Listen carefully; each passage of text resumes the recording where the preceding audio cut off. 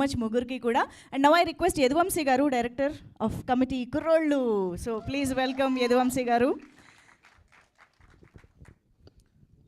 అందరికీ నమస్కారం అండి. రాగానే మైక్ ఇచ్చారు, చాలా రోజులు అయింది మాట్లాడి. ఫస్ట్ ఆఫ్ ఆల్ వినయ్ నాకు ఒక 1.5-2 years నుంచి తెలుసు. రాజమండ్రిలో రోడ్ల మీద కూడా తిరిగాం మేము అందరం కలిపి. జర్నీ గురించి చెప్పాలంటే చిన్న సినిమా పెద్ద సినిమా లేకపోతే వాటెవర్ అన్నీ పక్కన పెడితే నాకు తెలిసి ఇక్కడ ఉన్న వాళ్ళందరిది సేమ్ అలాంటి జర్నీయే. చాలా ప్రొడక్షన్లు తిరిగి ఒప్పుకోక ఆ పక్కకి తిరిగి ఈ పక్కకి తిరిగి అలాంటి టైంలో మనకి వెంకటేష్ మంచి పుష్ ఇచ్చాడనమాట.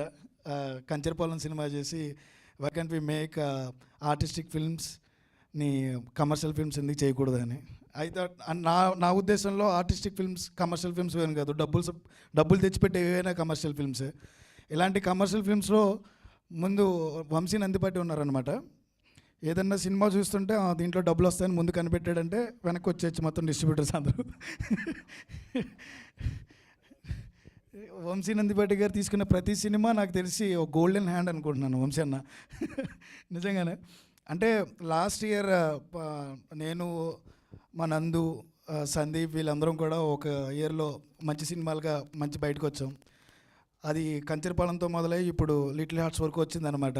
ఈ ఇయర్ లిటిల్ హార్ట్స్ బ్యాచ్లోకి నాకు తెలిసి చిదంబరం చేరబోతుంది. కొన్ని సినిమాలు డబ్బులు తెచ్చి పెడతాయి, కొన్ని సినిమాలు గుర్తుండిపోతాయి. డబ్బులు తెస్తూ గుర్తుండిపోవాలని కోరుకుంటున్నాను ఈ సినిమాతో. ఎందుకంటే కమిటీ కుర్రోళ్ళు చేసినప్పుడు మేము చాలా కష్టాలు పడ్డాం, లేకపోతే ఇవ్వచ్చు పెట్టామని, లేకపోతే నందు చేసినప్పుడు కానీ చేసినప్పుడు కానీ లిటిల్ ఆర్ట్స్ కానీ ఏమన్నా కష్టాలు భరించవచ్చు. కానీ పర్టికులర్ ఇలాంటి సినిమాలకి నాకు తెలిసి రియల్ ఎగ్జాంపుల్ వెంకటేష్ అనుకుంటా. ఎందుకంటే అప్పట్లో మేము అందరం మాట్లాడుకుని ఎలా ఒప్పించాడు ఈ సినిమాని. నాకంత చిన్న విషయం కాదు, నాకు తెలిసి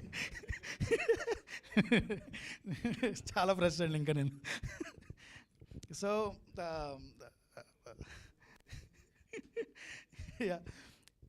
షూట్ జరుగుతున్నంతసేపు మేము అడుగుతూ ఉండేవాళ్ళం అందరం. అంటే దాంట్లో పనిచేసే విష్ణు ఆర్ట్ డైరెక్టర్, మా సినిమాకి పనిచేశారు art director, and editor Anwar మా ఎడిటర్ అనమాట. వీళ్ళిద్దరిని ఎలా వస్తుంది సినిమా అంటే ఎర్రకొట్టేస్తున్నాడు భయ్యా వినయ్.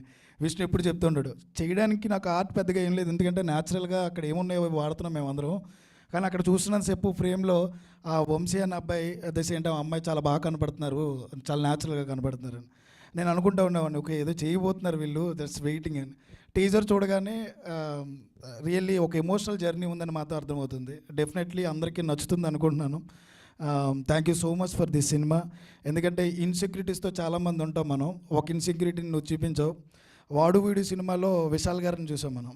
అప్పట్లో అదేదో ఒక వీడియో ఉంటుంది, అది పెట్టుకున్న మెల్లకని పెట్టిన తర్వాత కొన్నాళ్ళు హిమాలయలోకి వెళ్ళిపోయారంట ఆయన. మరి నువ్వు ఎక్కడికి వెళ్ళావో నాకు తెలియదు మరి.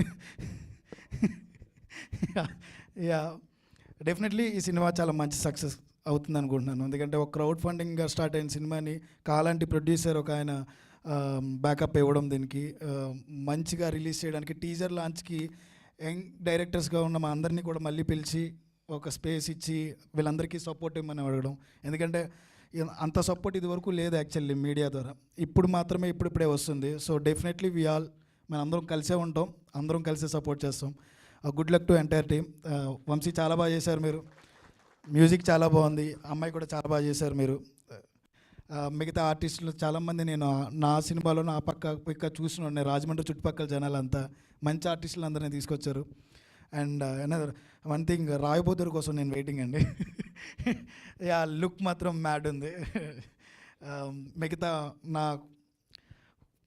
ఏమంటారు కొలీగ్స్ ఓర్ ఏమనాలి దాన్ని, కొలీగ్సా, మన వాళ్ళందరూ సినిమాల కోసం నెక్స్ట్ సినిమా కోసం వెయిటింగ్ అనమాట నేను.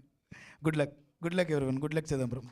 ఒక క్విక్ క్వశ్చన్, మీకు రియల్ లైఫ్లో మీ ఇన్సెక్యూరిటీ ఏంటి, ఉందా, ఓవర్కమ్ చేశారా, చేస్తే ఎలా చేశారు? కొంచెం మీరు సెంటర్లోకి రారా.